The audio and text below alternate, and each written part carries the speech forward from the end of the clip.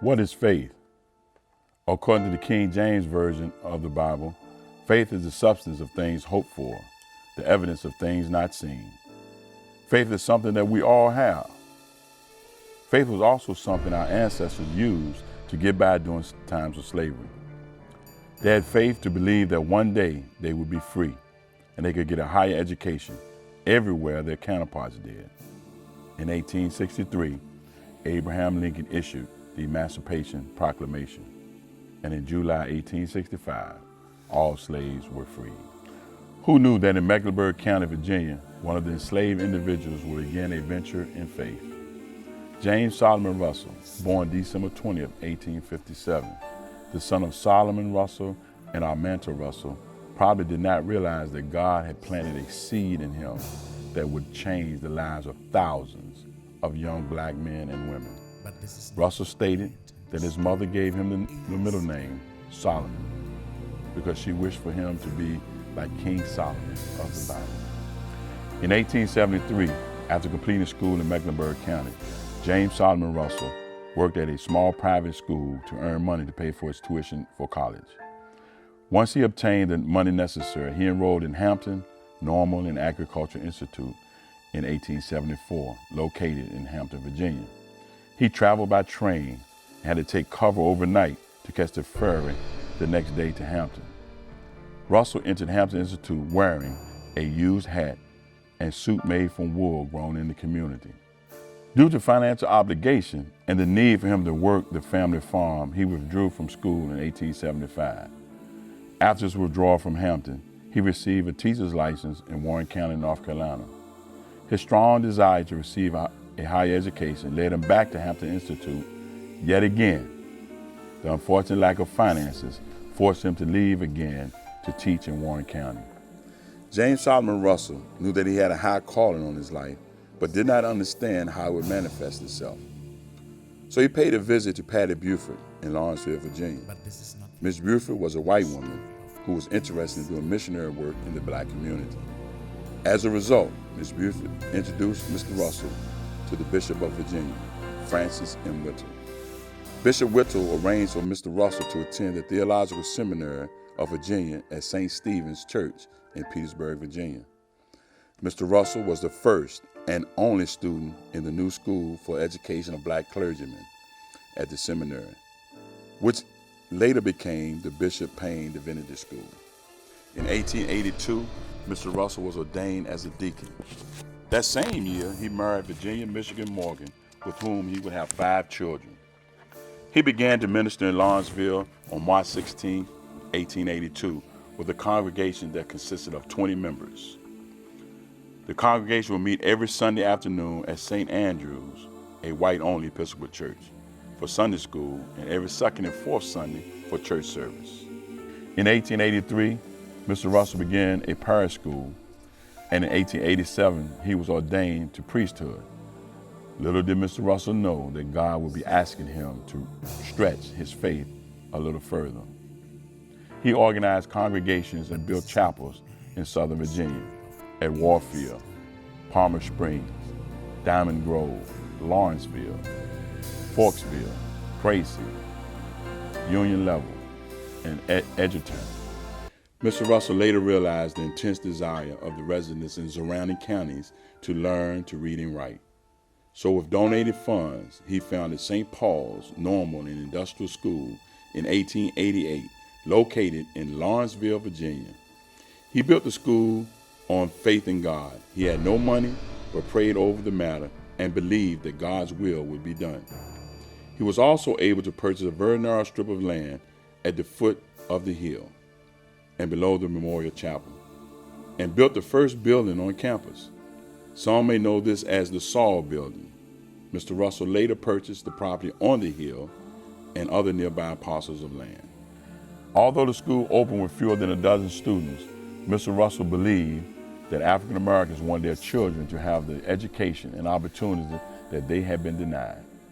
St. Paul's offers students a 3-year curriculum featuring a variety of courses, including Bible study, U.S. history, penmanship, composition, English literature, geography, physics, and algebra. The school's curriculum received criticism from some white people who were opposed to black people receiving any higher education, and also from some black people who perceived it demeaning to include industrial training such as masonry and carpentry. In the 1889-1890 term, Russell added an agricultural department. By March 4, 1890, St. Paul's was incorporated and had an enrollment of 348 students. Over the next few decades, Mr. Russell was able to purchase more land to expand the campus. It should be noted that the school did face financial hardship, but he stayed the course and kept the faith. By 1898, the institution had become financially stable.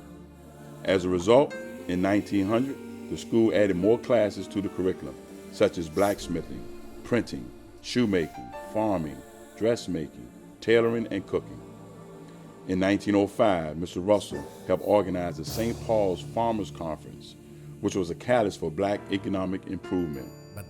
From the time of his founding of St. Paul's, Mr. Russell traveled across the country to raise money for the institution. He received help from the likes of John P. Morgan, Fred Kirby, Julius Rosenwald, and the General Education Board founded by John D. Rockefeller. While building the school for the advancement of colored people, they had financial budget concerns, but his faith was steadfast. A bishop of New York declared to Mr. Russell that he predicts that St. Paul's would be extinct. No, sir. How can it become extinct? In the first place, it is the work of God. And secondly, it is an institution of this great church of ours. It cannot become extinct. Board of Education, and in 1929, a junior college program was established that included advanced rhetoric, education, psychology, sociology, and literature. Mr. Russell received numerous awards and recognition. In 1893, he was appointed the first archdeacon of colored work in the nascent Diocese of Southern Virginia. He received an honorary Doctor of Divinity from the Protestant Episcopal Theological Seminary in Virginia and an honorary Doctorate of Law from Monrovia College in Liberia. He was elected suffragan bishop of the Diocese of Arkansas in 1917 and offered the position of Bishop of the Diocese of North Carolina in 1918. However, he declined for his work at St. Paul's wasn't over. He also received the 1928 Harmon Foundation Gold Medal for his achievement in religious and educational work. He was elected member of the Pi Gamma Mu National Honor Social Services Society. In 1928, Dr. Russell retired, but the board did not accept his resignation until December 13, 1929. At that time, St. Paul's enrollment was at 800 students. Mr. Russell's son, James Alvin Russell, succeeded him as principal following his retirement. Later, in 1931, he was named an honorary trustee of the Yorktown Sesquicentennial Association. The ceremony was attended by the President of the United States. Dr. Russell died March 28, 1935, and was buried next to his wife at the St. Paul's Memorial Chapel Cemetery. In 1941, St. Paul's became a four-year college with a liberal arts curriculum. In October 1996, Russell was designated a local saint for the Diocese of Southern Virginia. In the words of Archdeacon Russell, they are the true measure of the work. Extensive acres, numerous buildings, and increased income do not alone make an institution. The men and women who have passed through St. Paul's are the living, the real St. Paul's. What St. Paul's actually is, what its ideals are, they represent. St. Paul's College continued to flourish during the years to come. Many students matriculated through or graduated from St. Paul's College, such as world-renowned jazz and pop singer William Clarence Billy Eckstein, NBA draft pick Antoine Smith, NFL Hall of Famer Darrell Green, international student, former president of the Namibia Chamber of Commerce and Industry, Dr. Martha Namunjibo Tilahan, NFL player Greg Toller, actress Nikki Carr, and actor-model Jason Newsom. Former Ohio House of Representatives member Barbara Boyd, other politicians, along with many successful teachers, military officers, and other influential professionals. We thank God for James Solomon Russell's obedience to the calling God placed upon him, for it allowed 20,000 graduates from all over the world to walk across that stage and represent the faith, power, and education of St. Paul's College alumni.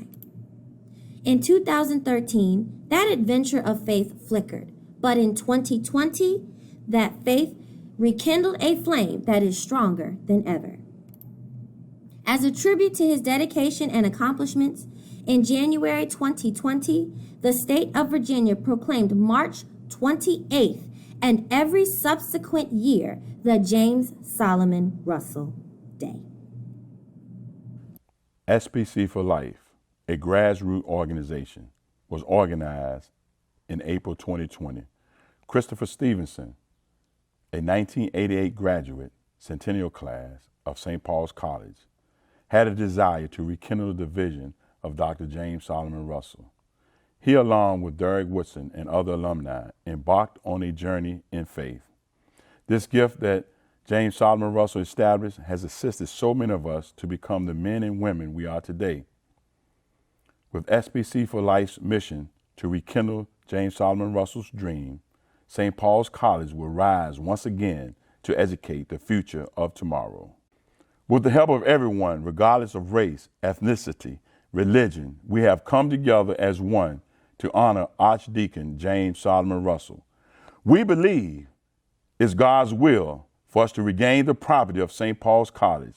We shall reclaim, rebirth, and rebuild the college. St. Paul's College shall not be extinct. It's a righteous movement.